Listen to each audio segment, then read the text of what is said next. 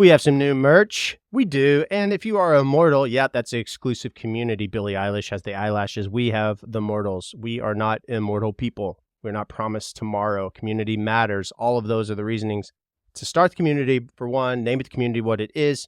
It's exclusive. First looks, first listens, exclusive music drops, giveaways, behind the scenes, access to events and VIP experiences before, or maybe if anyone else even does, before anyone for sure, but maybe they won't at all. Be exclusive. Join the Mortals. Right now, there are different tiers available to you, and we have our weekly giveaways, our weekly merch giveaways, not to mention the new merch in the merch store, like the berry hoodie. It's getting cold outside, folks. Brrr.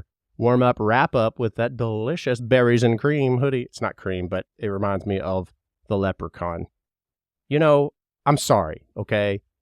If you know my brain, if you've been with me for some time, then you will know that I am a squirrel.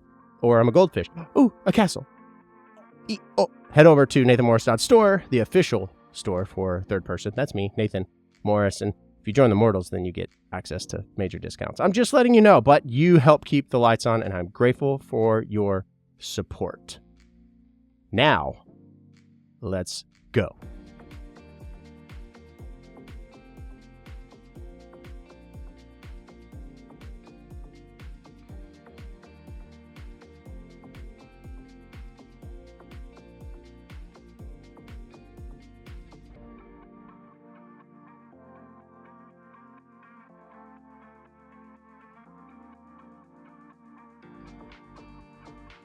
I have some new tour dates.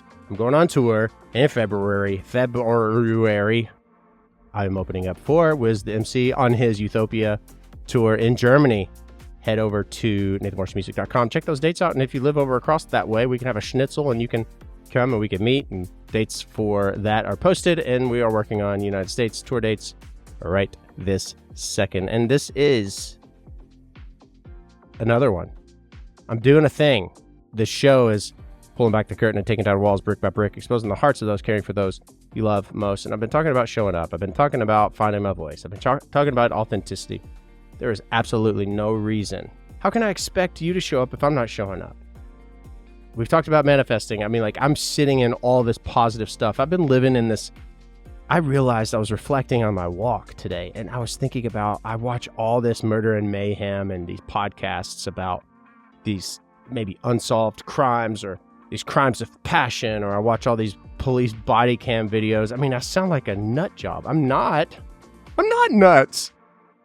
I watch all this, and I am absolutely recognizing that it has, whether I want to believe it or whether I want to admit it, it has this like negative effect. It really does. And I need to surround myself with positive things, positive stuff. So I listened to 365 days of the Bible. Again, whether you are a prayer-filled person or prayerless, I meet you here wherever it is that I meet you. And I'm showing up to let you know that I can't expect you to show up if I'm not showing up. And I just want to meet you here and tell you that story, because maybe you might want to do a little checking yourself. Because if you find yourself in this funk, why are you there? There's a reason, and I think you just got to do a little deep dive. Anyway, I'm diving into 365 days of the Bible, and then I thought, let's go further. Let's do more. What can I do more? And I am absolutely going to punch myself in the nuts for doing this, saying this, because it's a lot of work. Why am I doing this? But again, build it and they will come, and share things that I believe in. So I'm going to just start putting out podcasts. I don't know what I'm talking about. I don't know what's going to happen. I don't want to put a time frame, a label, but I need to be more intentional about this. I mean, everyone wants to dog Joe Rogan, but he's just incredible to listen to. Theo Vaughn, incredible to listen to. It's super entertaining to, I don't know if it's escapism or relatability, or maybe we live these lives of such virtuality, where we don't have physical interactions as much, right? So those that we do have from the digital world, if we're constantly showing up for each other, then it does create this relationship. I feel connected to Theo Vaughn and Joe Rogan. I don't know them, but a lot of their thoughts and just their way of thinking and not just passing judgment on people, I align with. So this is me attempting. I'm not attempting in the sense of giving myself an out. I'm just going to be gentle with myself, as I hope you are too. And we've talked about manifesting, but we're going to go somewhere else. But we can't do that without going into our 3 random facts. Give me a break. But before we even do that, simmer down, people. Hold the line, okay? Hold the line. I had a really good time doing the live from the living room the other night. It was really fun. And if you are not even remotely aware of what I did, then you could check that out. It's on my YouTube channel. I'll link it. But I went live on all kinds of social platforms, and I did it on a whim because it was a Wednesday, and I sent Carrie and Karina a text saying, hey, maybe since the new single, A Minute More, which is out now, stream it. I would love you to do so. I really would. It means a lot for you to do that. And I said, what if we just go live from a living room on Thursday since the single releases on Friday? This is a week ago. And they were like, that's a great idea. I wasn't thinking that they were going to say yes. I wasn't really thinking before I even spoke. And I was like, oh shit, now I've got to do it. And it turned out amazing. I had a really good time and nailed it. And I was showing off the set list of the tour that I'm going to be doing in February, sort of to a degree, but I reached out to the Mortals and asked them to help me with the set list, and I'm sitting on your all's ideas. I really appreciate that. And if you want to join the Mortals, I would love for you to, because I really want to build this relationship of you all helping me pick out the next singles or help with the set list. And you all are very much a part of this. And I showed up because I announced it, and I was like, oh shit, I have to. And that's what I'm getting back at with this podcast. I'll be like, I need to just sit down and share what's brewing in my brain and brewing in my belly. Nothing, because I'm hungry. It sounded like I needed to take a steaming duty. I don't. Which I did just release a video that Tums are like my candy of choice. If you agree, then kudos. You can just nod while you drive. It's delicious. The chewable ones. Like not the chalk. I'll do the chalky ones. But I'm saying like the chewable, they're so delicious. So delicious. Okay. Are you ready? Are you ready to do it? I'm ready to do it. If I can find it. Hold the line. Hold the line. There it is. Where is it? I'm looking for my, I wrote notes. Here we go. Ha! I was wondering where my handy dandy notebook is. Steve. By the way, do you follow him on TikTok? Dude is amazing. I think I've talked about him just briefly, but the guy is magnificent and he's genuine. He absolutely is being serious when he's asking how we are and just looking into the camera, looking actually through the camera into our soul. And it's amazing. If you don't know what I'm talking about, you should check out the guy from Blue's Clues. The OG Blue's Clues guy. All right, this is the Mortals, and this is the moment of the show where we do the 3 random facts. This is interesting because a flock of crows is called a murder. You might think crows got this eerie name because they're mysterious or ominous, but it's more likely due to medieval folklore, interestingly enough.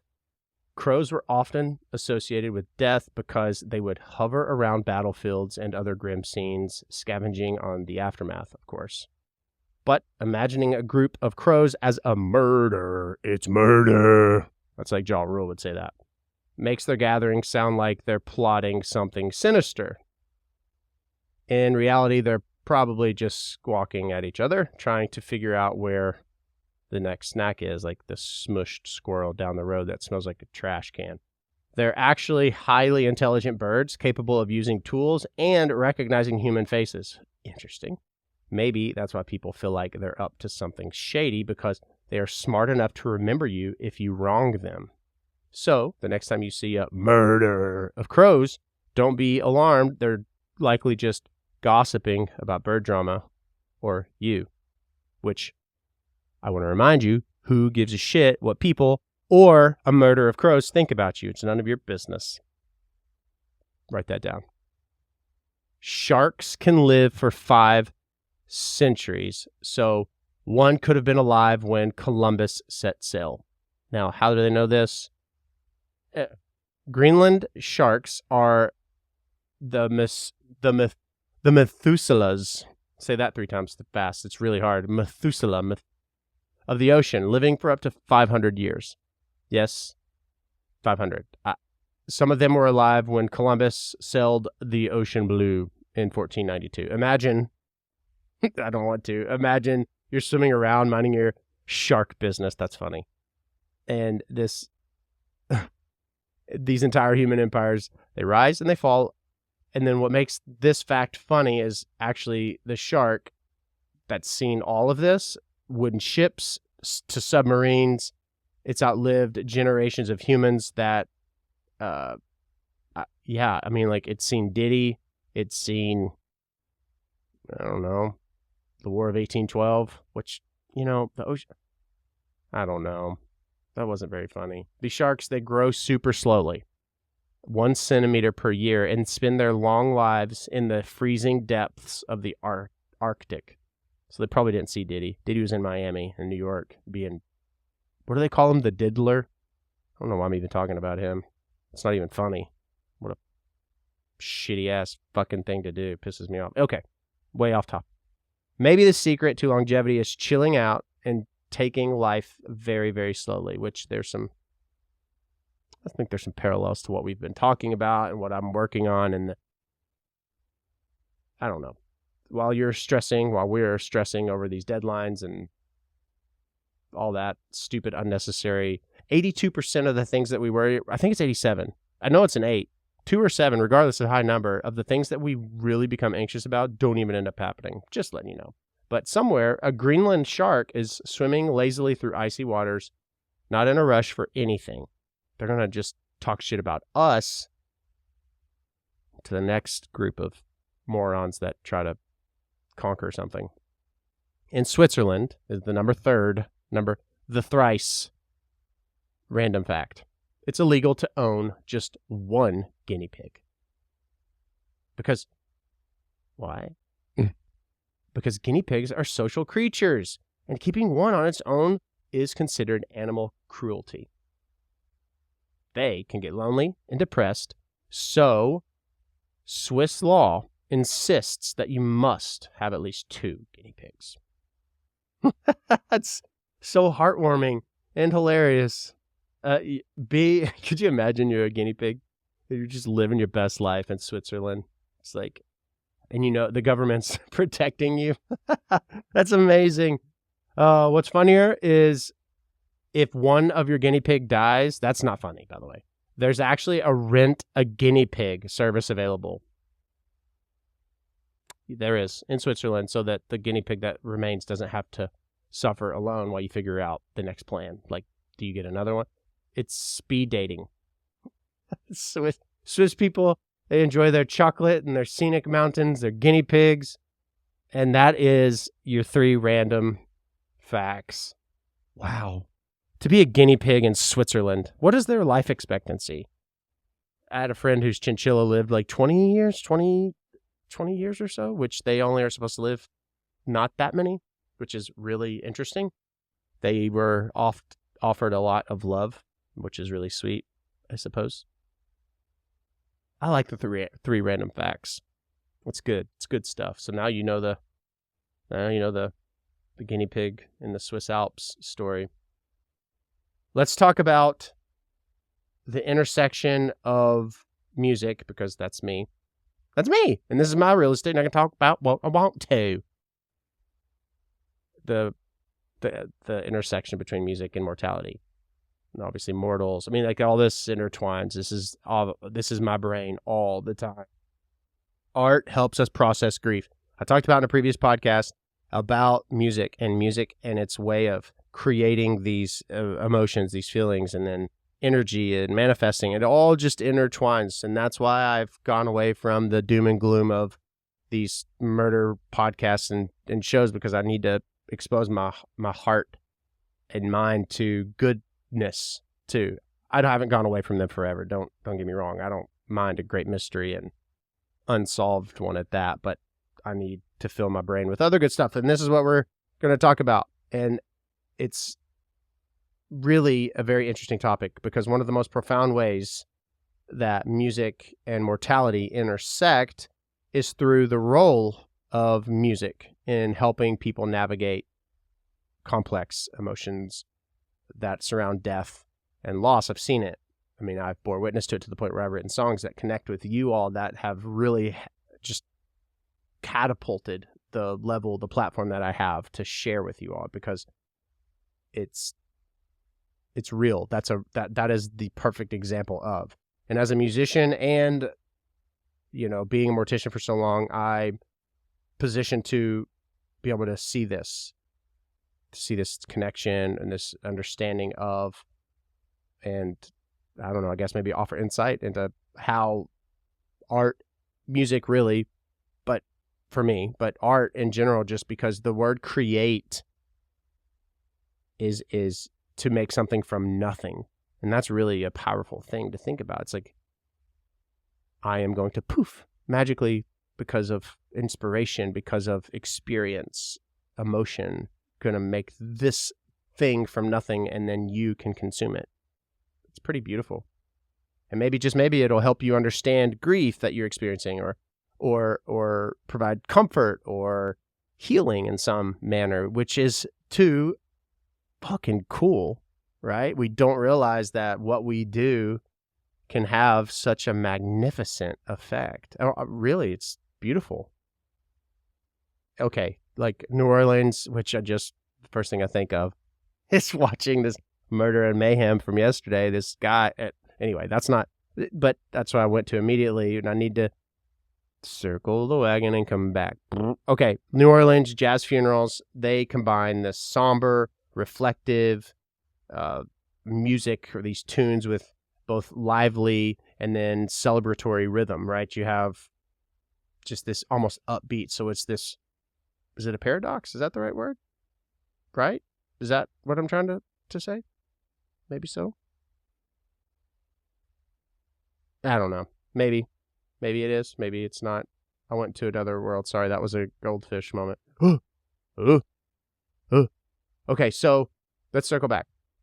This duality, mournful, uplifting, it's a perfect illustration of how music can help us process loss, and then how it helps us to provide this outlet for sorrow, and then maybe even this mirror to reflect of what still exists in life. I think that when you leave a cemetery, even if you're there to visit, or maybe you are there at the committal service and you've stayed entirely too long because it's raining outside and you're just doing it to piss the funeral director off. But I think we leave with a pep in our step, because we realize the mortality we realize that life is not forever, and we have it right now, because you being here is like 1 in 550 billion. It's wild. Just the chance that you exist. And I want so badly to live a life of meaning, which I'm going to pause there too. On the same walk that I'm talking about, where I'm listening to the Bible in 365 days, I'm also was checked, because it's very, if you are a creator, well, if you are anything, you can lose sight and start to self-serve. Like your why is constantly having to be revisited. Like, why are you doing this?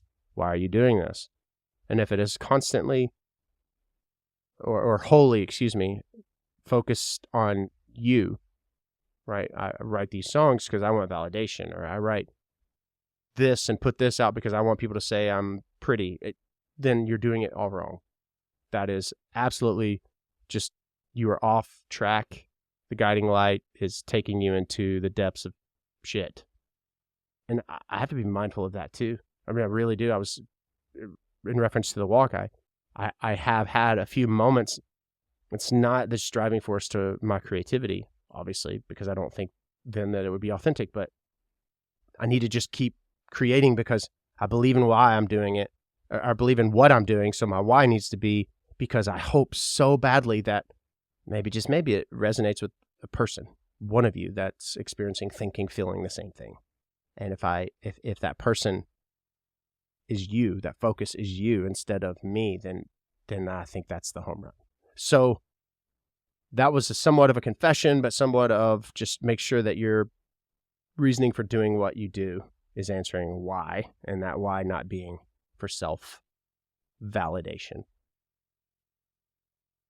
And I know that's going to resonate for someone. Okay.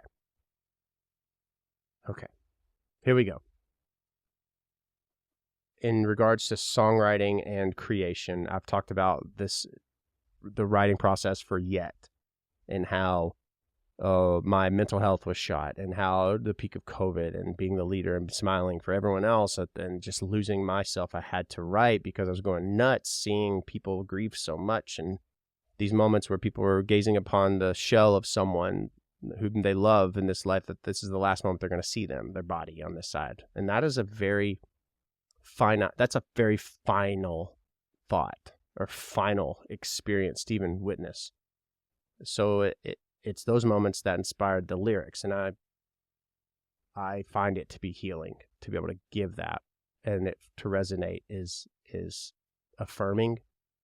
It's divine, whether again you believe in a higher power or God or not. There's still this element of divinity to it for that. But I do know that creating can be this outlet for working through our emotions, and maybe it's your creation is yard work where you get to see the before and after of a straight line, but there is creation in many of things that you do throughout your day and your week. But with songwriting, it's pretty cathartic, and it's cathartic for the artist and for the listener.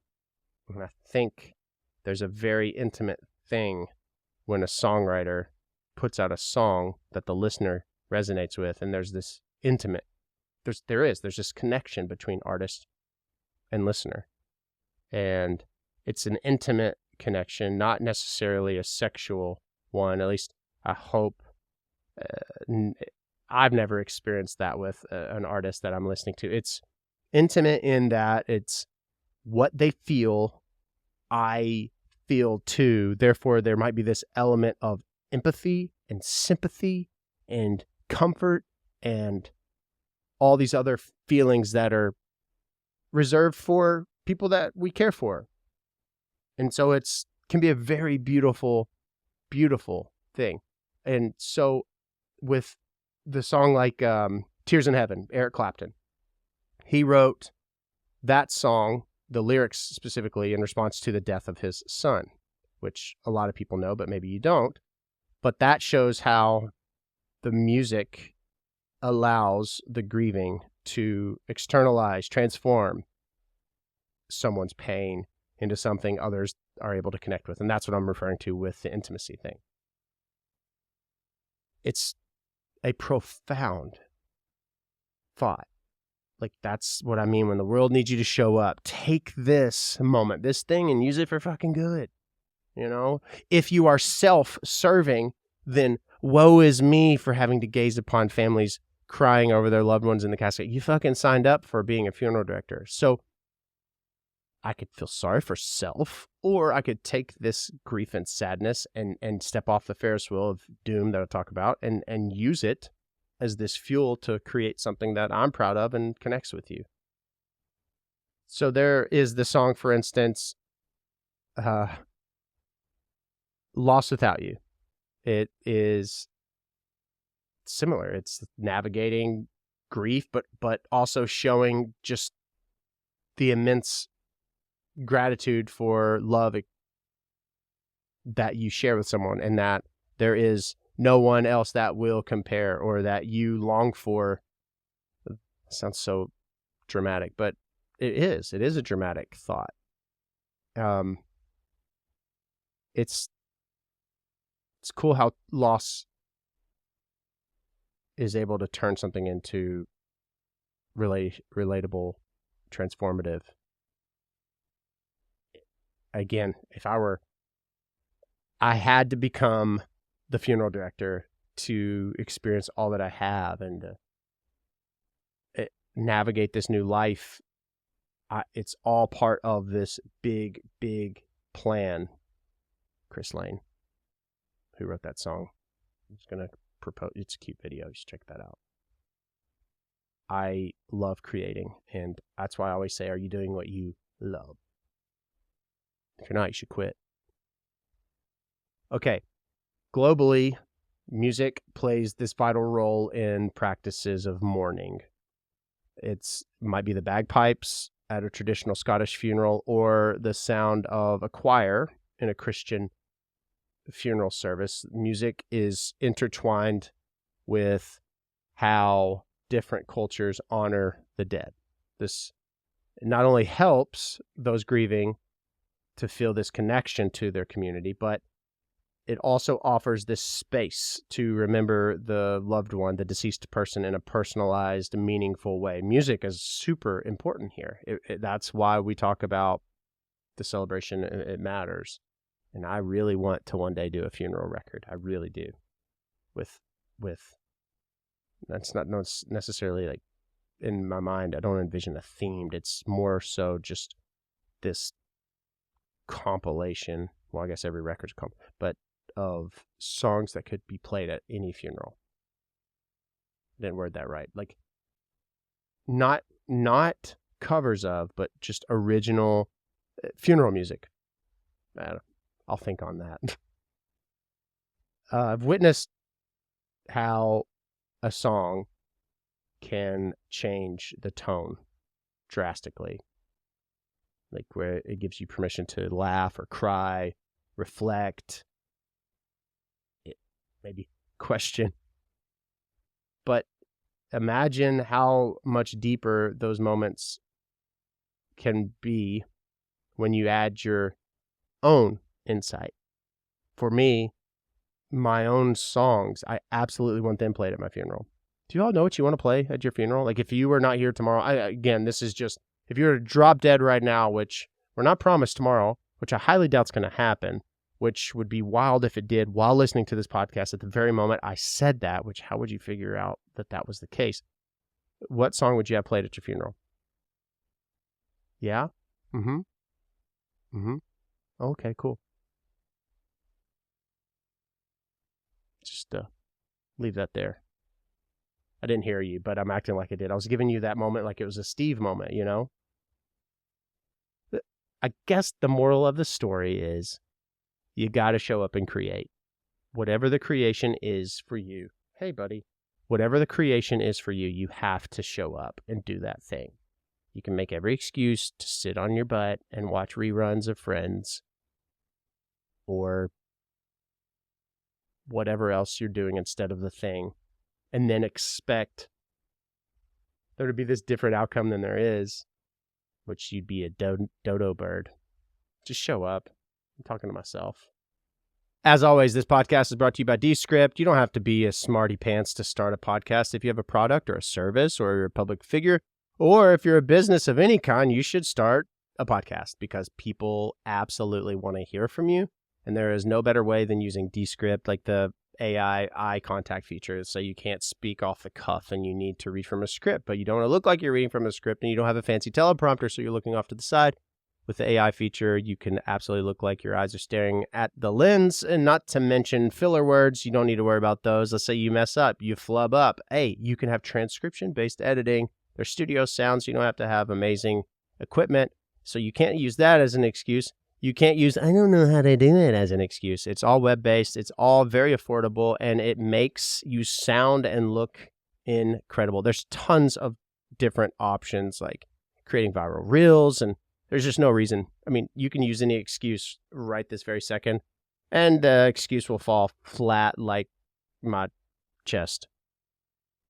Thanks, Descript, for sponsoring the podcast. Click the link in the description if you would like to level up your podcast, and let Descript know that Nathan sent you by clicking that link. It tells Descript that you support them by supporting me, which that supports me, and a partridge in a pear tree. Thanks so much, Descript. The dog came up and is laying on my leg as I'm about to share this spooky story. And I might have peed a little, but it's fine. You might be here for some spooky or some encouragement or some random facts, but you know what? I can do what I want. I can do what I want. Maybe you don't even know what you're listening to, and welcome to my brain. Welcome. We're going to talk about the haunting of Lemp Mansion. If you live in Missouri, then maybe you are familiar. Hiccup. The Lemp Mansion is one of the most famously haunted houses in the United States of America. Its dark history and eerie paranormal activity is what it's known for. What makes this story particularly spine-chilling is the tragic series of events that unfolded within its walls, leading many to believe that the restless spirits of the Lemp family still linger in the mansion today. Dun, dun, dun. I bet, Jeremy, you know about this. Oh, Jeremy, you live in Kansas. So Kansas City, Kansas, or is it Kansas City, Missouri? And then also, it's like, how do you differentiate? How about the police departments? Do they have their departments and their precincts get overlapped? There's so many questions.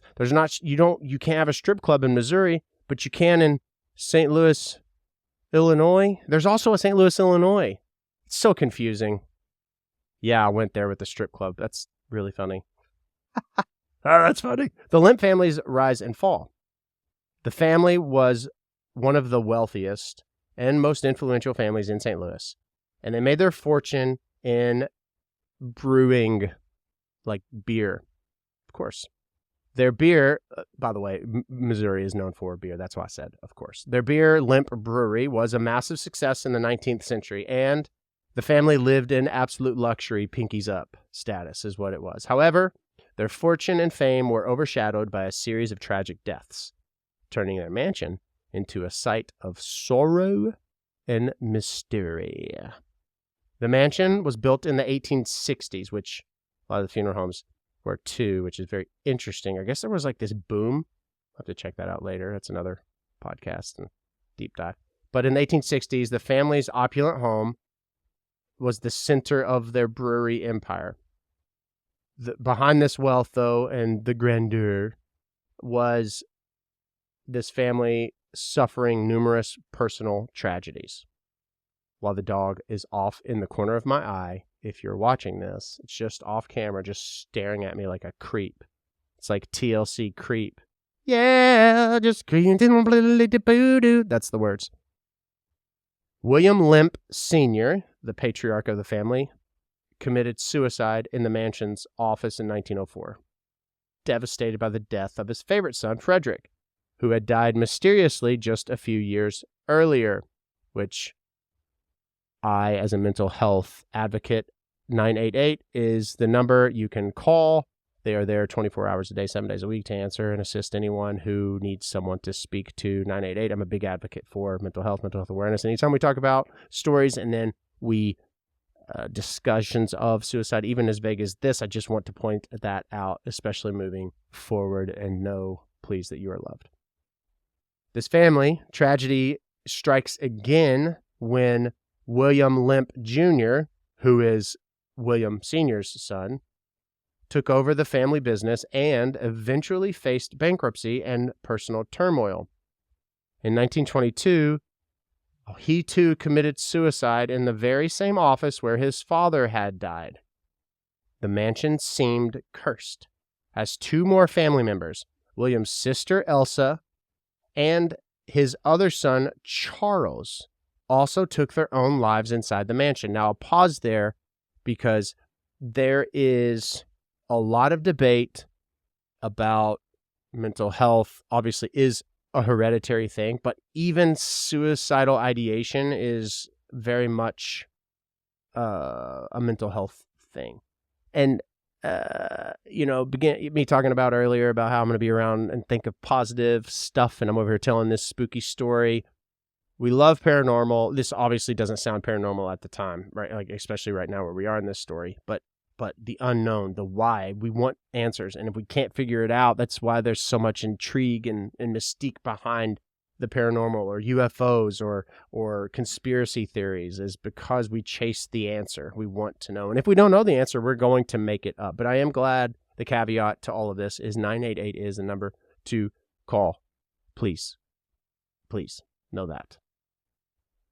The paranormal stuff happens. I'm going to go over that part. With so much tragedy contained within the walls of this house, it's no surprise that many believe that the spirits of the family are still here inside the mansion and haunt this mansion.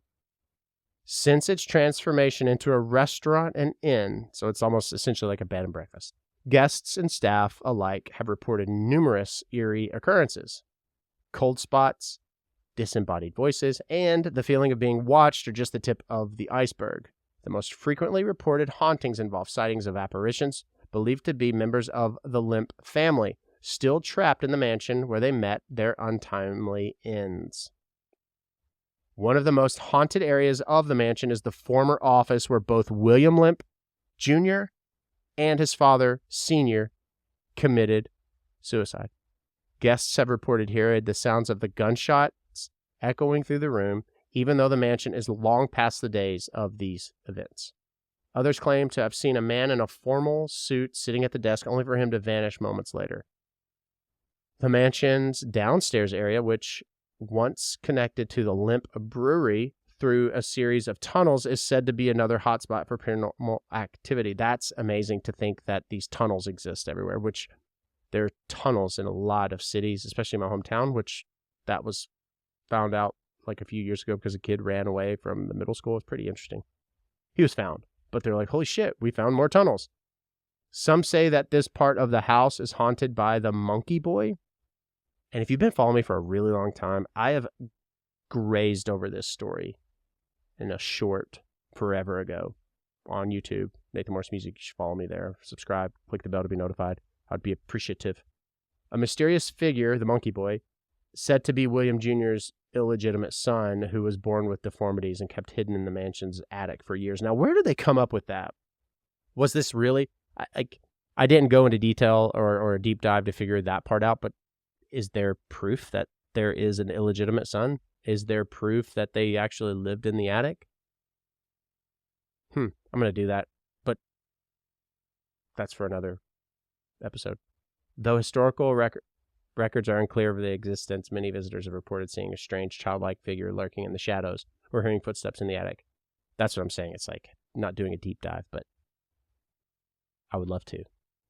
Because I want to know. I want to know. Okay, this is where the Jeremys come in. So, regarding investigations, several paranormal investigators have visited the Lemp Mansion, and many claim to have captured convincing evidence of its haunted nature.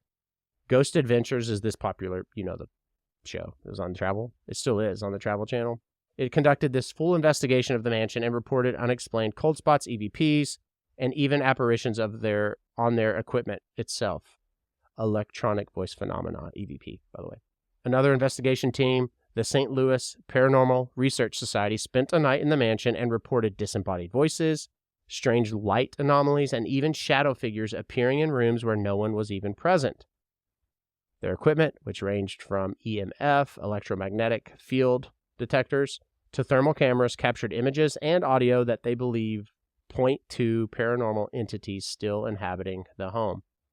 And again, if you just are like, I'm going to fast forward half of this podcast, and you start this, you're like, oh, this is a paranormal podcast. No, this is what I like to do in my downtime, is I like to learn about spooky places that I will never step my ass in. I don't want to. I just like to read about them, which I don't read so good. That was stupid. I don't know. I ain't over, just give me something to drink. Despite its dark history, the Lemp Mansion is now this popular restaurant and bed and breakfast. Have you eaten there, by the way? Attracting both thrill seekers and history buffs. The owners, they embrace this haunted reputation, hosting ghost tours and even inviting people to spend the night in the mansion's most haunted rooms. Those brave enough often report occurrences that are very strange, from lights flickering, doors slamming shut, and the feeling of an unseen presence in the rooms. In their room, even. So for those looking to explore the mysteries of this paranormal place, it offers a unique combination of intrigue and encounters. If you don't believe, that's fine, but it's still intriguing. It's intriguing as HE double hockey sticks. That, my friends, is your spooky for the day. It's your spooky. I need you to be positive.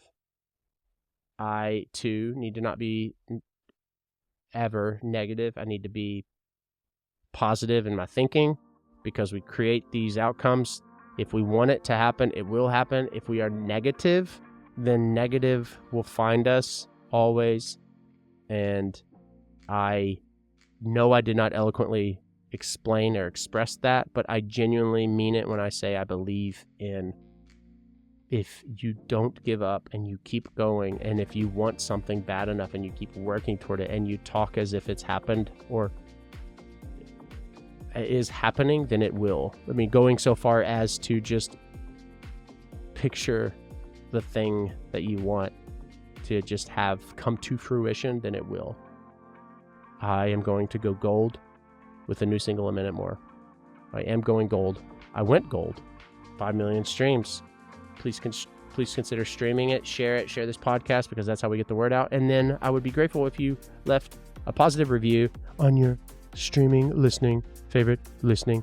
Just leave a positive review on your favorite streaming platform. It would mean so very, very much to me, because that's how we keep the lights on. And the algorithm, when you leave reviews, they go and tell other people. Thanks for being here. Be there, be square, keep showing up. Otherwise, you can't get pissed off when someone doesn't come to your birthday party if you didn't have one in the first place. That was a stupid analogy. I'm going to end on that. Appreciate you guys more than you know. You're loved.